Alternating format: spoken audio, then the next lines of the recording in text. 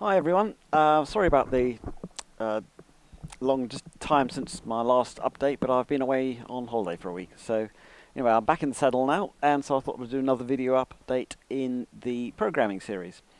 If you remember, what we're doing at the moment is writing a little script to do a trailing stop. And as I said in the last video, this is one that's going to take a few lessons to do because it's a bit complicated. So let's just go over where we've got to. So we have the script and we have one input, which is how many bars we want to trail.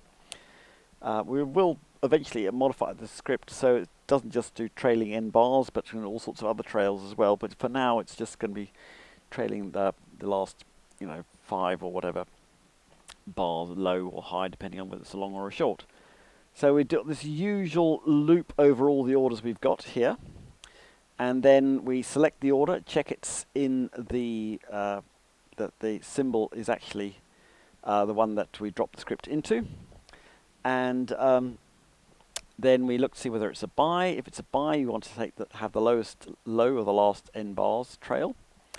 Check that we successfully found the lowest low, and then if so, we get the value of the lowest low, make it 1 point. So 1 pip lower than that, and modify the order, and vice versa for the short side. Okay, so that's where we got to. Now, in this particular episode, what I'm going to do is not actually going to make any difference to the functionality, but I'm going to tidy up the code because we need to do this for what we're going to do next. Okay. So at the moment, we've got the start function, which is called at the start when the script is dropped in.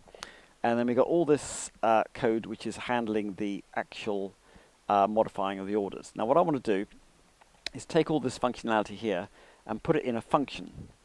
The reason being is we're going to need to call this particular set of code multiple times.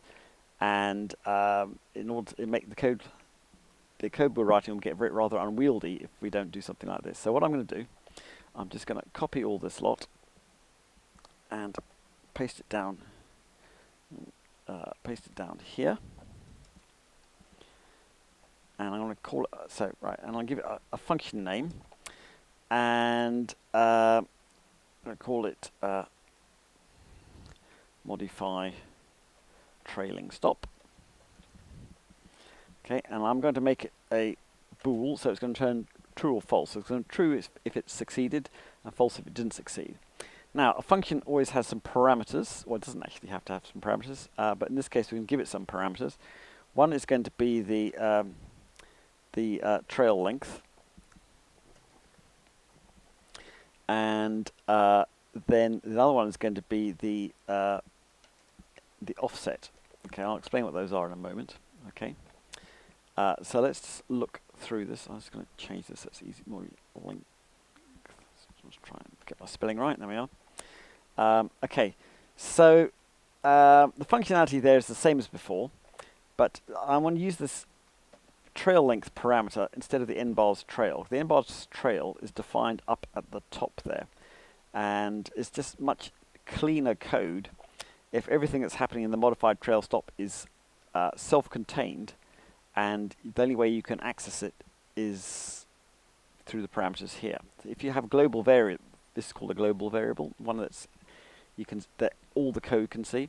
If you have global variables interfering with it, then it just gets a bit more untidy, and it makes it more compact. Okay, so I've put this trail length parameter in there. The only other thing is this one, if you remember, is that this is the offset. So I'm assuming that a new bar has just started. So I want to start my counting what the lowest low is from 1 bar ago, and this is what I'm going to call the offset. So I'm going to put this in here. Okay, so like so. Okay, so I'm just going to tidy up. There's some gaps here which I don't like. Makes no difference to the thing. Right, now the other thing is it's returning true or false. It's going to return true if it did something, and false if it didn't. Okay, so what I'm going to do, I'm going to have a variable here, which I'm going to call return value, which I'm going to make, sorry, this bool, not bol. I'm going to make it equal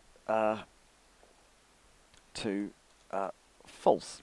Okay, and then I'm going to return this return value at the end. Return my return value, okay? Return value is not a very helpful name. Let's call it success, okay? So, basically, if this code, as the code stands at the moment, we're going to return false because the success variable is always false. Now, if I actually manage to modify one of these things, then I'm going to set the success variable to true. Okay. So what this is saying is and I'll do it for both the long and the short, like that. Okay. So basically, what this is saying is going through all the orders. Remember, which includes positions. And if I found one that matches my criteria, it's actually in the script. The script is it's in the chart in which I dropped the script, and I've managed to modify it successfully. Then I'm going to set the success variable to true. So say yes, I have managed to do that. Okay, so I'm doing so. If there aren't any actual long or short positions, then the success variable will never be changed. So it'll stay as its original value, which is false, and will return false. So this function now is not only doing the modifying, it's also telling you whether there were actually any positions to modify. Okay, because we're going to need that information as part of our thing. So okay, so that's that. Now all this here we no longer need. Now what I'm just going to show you something is that I'm about to delete all this code, but just before I do that, I'm just going to do what's called commenting it out. Okay, and if I put this slash and then a star, then a star and a slash, everything between those is considered to be a comment. So basically, the compiler ignores it. It's just meant to be stuff that I've written for my own benefit. Okay, so I'm going to do that now, just while I do this next change, just in case I make a mistake. Okay, so now instead of when I call this function, instead of doing all that, it's going to. So when we call the onStart function, instead of doing what we did there, I'm now going to call my modify TrailingStop thing. Sorry, that's done in the wrong place. It'll teach me. I meant to do it there. Modify TrailingStop. Okay, and now I've got two parameters. One is going to be this input here, and one is going. Keep one in the right. Let me just write it first, and I'll explain what I'm doing. Okay, I'll call it OK. Right, so what I'm now doing is I'm calling this function modify TrailingStop. I'm going to use the nbars trail as the input parameter, and I'm going to use the offset as 1, and I'm going to have a variable Boolean variable OK, which I'm defining there, and I'm going to put in that Boolean variable the outcome of whether I manage to modify the stop or not. Okay. Now, as it stands at the moment, this code isn't actually doing anything that I wasn't doing before. However, it is going to make it very useful for the next stage. Okay. So let's just check I've compiled this. Okay. That looks all right. Good. Let's go to my script, my chart. Let's just whack on a short position in gold. There it is. Now is my script. Where are we? My third script. Okay, and I want a 5-bar trail on the short side. Do that, and lo and behold, there is my trail. Okay, and it should be so 1, 2, 3, 4, 5, and that's the highest value, and the high there is, you can see, 89.24, and my stop is 1 point above that, 89.25. So there you go.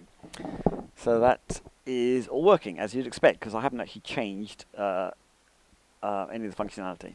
So now that we've done that, let me just delete this. You see this bit I commented out. Now we know it's all working. I can safely delete that, knowing that it all works. Okay, so now if you look at how the code looks now, you see it's much neater. You've now got this function modified trailing stop, which will put in a stop of nbars length away for whatever positions I happen to have for this particular chart. Okay, so that's a useful function to have, because when we're doing, the reason why I've done it like this is because we're next going to be doing our trailing stop where we're going to adjust it every time a new bar is formed. I'm going to need to call this function repeatedly, so it's much easier to have it written like this. So there you go. That's the next stage. I'll do part 3 in the next few days, and we should be getting there. Okay, if you've got any questions, as always, do ask, and I'm only too happy to answer them. Okay, bye for now.